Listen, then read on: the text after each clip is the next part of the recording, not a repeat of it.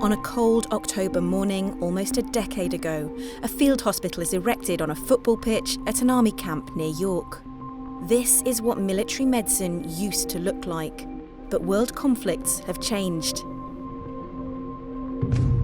July 8th, 2024, a Russian missile hits a children's hospital in Kyiv. Big tented healthcare facilities would be an easy target. Medics must now train to adapt and hide their hospitals close to the front line. On the very same army camp I filmed soldiers battling with tent poles 10 years ago, a new training serial is underway. Yeah, good. Personnel from 2-1 Multi-Role Medical Regiment have taken over the old disused cookhouse. They call this a building of opportunity. In other words, a space they can move into to save lives in conflict.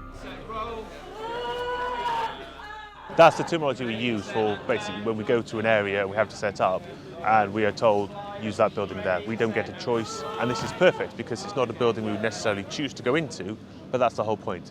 It's a building we wouldn't choose, but we have to go into, therefore we have to adapt. So it could be a warehouse, it could be an old school, it could be any sort of abandoned shopping centre, something like that. It could be anything.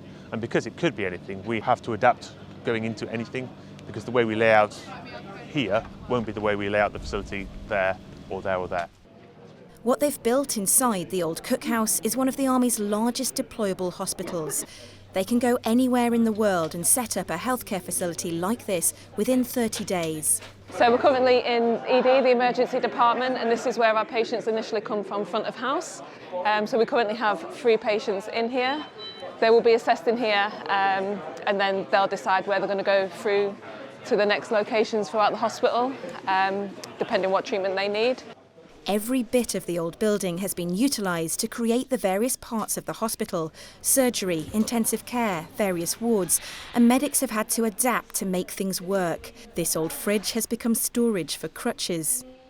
Whereas the old tented facilities were designed for purpose, here nothing is. How we would ideally have it is not necessarily the way we can have it, so we've had to adapt to the way we lay our kit out. If we surged to 2 tables, we wouldn't have the second table, so we would have to use trestles and stretchers and try and squeeze that in. We're having to build every single process, every single procedure, and come up with all them things on the spot, and troubleshooting when things aren't in place and coming up with quick solutions. Really simply, the entrance into ED has got a big step, so we need to build things like ramps. So something as simple as that needs addressing. Then we've got the added thing of having body armour, helmets, all these different things just makes transporting patients and doing things very, very difficult. Electricity is a big issue. This building here only has the ability to provide 40 kilowatts of power, which is very little. We need 350 kilowatts just for the hospital, and then in addition to that for our computerised scanner. How do we feed the staff? How do we feed the patients? How do we wash the bed linen? How do we resupply bandages, blood supplies and things like that? How do we sterilise surgical equipment? You're doing great, my love. That's it. Managing capacity is another challenge, where expanding a tented field hospital simply meant adding another tent. Here they only have the space available. Overcrowding increases the risk of infection. And whilst Camp Bastion Hospital in Afghanistan was a single point of resupply from the UK, in future conflicts medics may be operating from multiple hospitals spread right across a country.